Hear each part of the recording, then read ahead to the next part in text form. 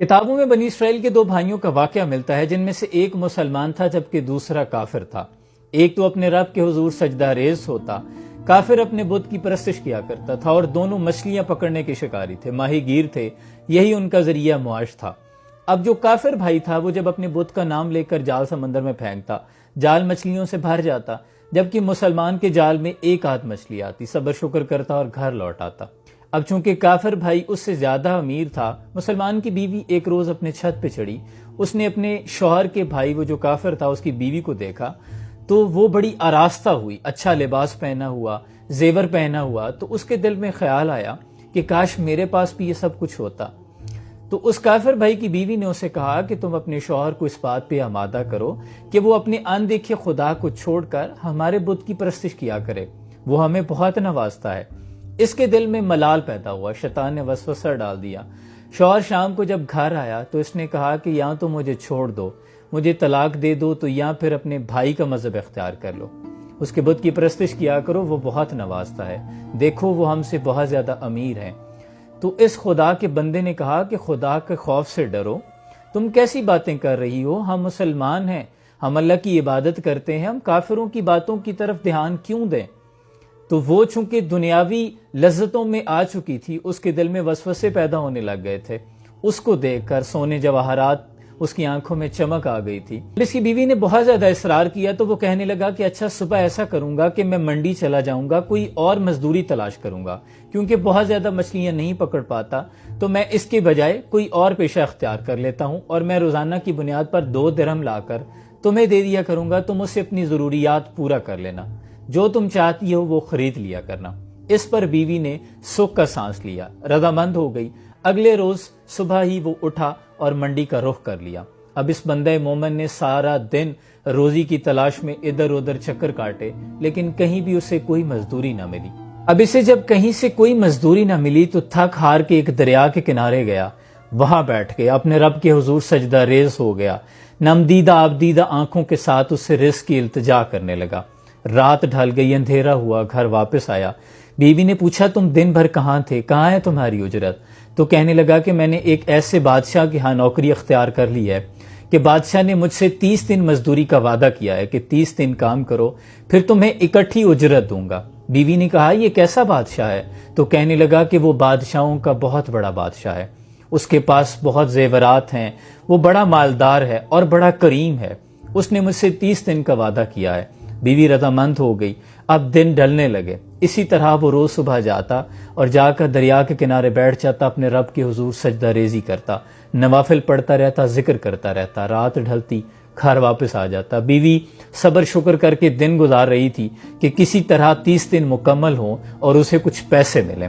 29ویں رات جب آئی، اگلے روز 30واں دن تھا، تو بیوی نے اسے کہا کہ اگر صبح تم پیسے نہ لے کے آئے، تمہارے بادشاہ نے تمہیں اجرت نہ دی، تو پھر میں تمہارے ساتھ نہیں رہ سکتی، مجھے چھوڑ دینا۔ اب اگلے روز وہ تھوڑا مایوس ہوا، دل میں ندامت آئی، وہ کسی اور یہودی کے پاس چلا گیا۔ صبح اٹھتے ہی یہودی کے پاس گیا اور جا کے کہنے لگا کہ مجھے کوئی مزدوری دے دو، کام مل سکتا ہے؟ تو اس نے کہا ہاں کام تو مل سکتا ہے، لیکن میں تمہیں کھانا نہیں دے سکتا۔ اس بندہ مومن نے ٹوٹے دل کے ساتھ روزے کی نیت کی اور اس کا کام کرنا شروع کر دیا۔ اب 30واں دن تھا، گھر میں ایک انجان آدمی کی دروازے پر دستک ہوئی۔ بیوی نے دروازہ کھولا، مسافر نے کہا کہ یہ ہمارے بادشاہ نے تمہارے شوہر کی اجرت بھیجی ہے۔ اس کے ہاتھ میں 29 اشرفیوں کی ایک تھیلی تھی۔ اس نے کہا تمہارے شوہر نے 29 دن بادشاہ کا کام کیا ہے، لیکن آج وہ بادشاہ کی نوکری چھوڑ کر ایک یہودی کے پاس چلا گیا ہے۔ اگر وہ 30 دن مکمل کرتا تو بادشاہ اسے بہت انعام و اکرام سے نوازتا، لیکن یہ اس کے 29 دن کی اجرت ہے، 29 اشرفیاں، اور ایک اشرفی اس لیے کم ہے کیونکہ آج وہ کام پر نہیں آیا۔ اس عورت کو جب بہت زیادہ اشرفیاں مل گئی تو تھیلی میں سے ایک اشرفی نکالی اور بازار کا رخ کیا۔ سونار نے جب اس اشرفی کو چمکتے ہوئے دیکھا، خوش ہو کر بدلے میں 1000 درہم دے دیے۔ اس نے بازار میں سے اپنی ضرورت کی تمام چیزیں خریدی، اچھے لباس خریدے، زیورات خریدے، خوش ہو کر سامان لے کر گھر پہنچ گئی، شوہر کا انتظار کرنے لگی۔ مرد مومن جب تھکا ہارا شام کو گھر واپس آیا تو کہنے لگی تم آج کہاں تھے؟ اس نے کہا میں یہودی کے ہاں مزدوری کر رہا تھا۔ اس نے کہا تم نے اپنے بادشاہ کو کیوں ترک کر دیا؟ وہ تو بہت مہربان تھا۔ اس نے پھر اشرفیوں کا ماجرا بیان کیا۔ جب اس مرد مومن نے یہ سنا تو آنکھوں سے آنسو جاری ہو گئے۔ تر دامنی پہ شیخ ہماری نہ جائیو، دامن نہ چھوڑ دیں تو فرشتے وضو کریں۔ اور روتے روتے ہچکی باندھ گئی، بے ہوش ہو گیا۔ جب ہوش آیا تو کہنے لگا کہ ہائے رے میری قسمت، ہائے رے میری خواہش، میں نے اپنے بادشاہ کی عبادت سے غفلت کیوں کی؟ کیوں میں نے اپنے غفور و رحیم رب کو چھوڑ دیا جبکہ وہ میری حالت سے باخبر تھا؟ کیوں میں تمہاری باتوں میں آ گیا؟ اس کے بعد اس نے اس عورت کو چھوڑ دیا اور پہاڑوں کا رخ کیا۔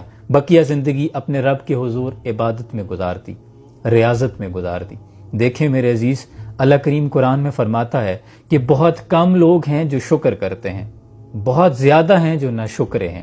اور سورہ رحمان میں وہ فرماتا ہے وہ ہر روز کسی نہ کسی کام میں ہوتا ہے۔ سورہ نام میں وہ فرماتا ہے کہ اس کے حکم کے بغیر کوئی پتہ بھی نہیں ہلتا۔ دیکھیں، ہم نے رزق کی تلاش میں دنیا کا رخ کر لیا جبکہ رازق کو چھوڑ دی۔ الہاکم التکاثر، تمہیں مال جمع کرنے کی ہوس نے اس قدر غافل کر دیا، حتی زرتم المقابر، یہاں تک کہ تم نے قبریں جا دیکھی۔ ثم کلا سوف تعلمون، ان قریب تم جان لو گے کہ یہ سب کچھ تمہارے کام نہیں آئے گا۔ اللہ کے ہر کام میں کوئی نہ کوئی حکمت پوشیدہ ہوتی ہے۔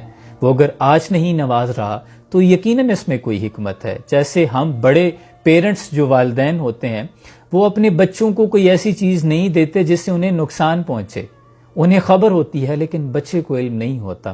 اس لیے شکر کا دامن نہ چھوڑیں۔ وہ اپنے بندے کو آزمائش میں مبتلا ہی اس لیے کرتا ہے کہ وہ دیکھ سکے کہ وہ کتنا شکر کرتا ہے۔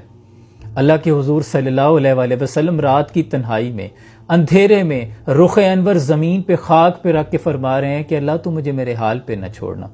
وہ اگر آپ کو آپ کے حال پہ چھوڑ دے تو پھر آپ دنیا میں بھٹکتے پھریں، اور دنیا محض کھیل تماشے کے سوا کچھ بھی نہیں۔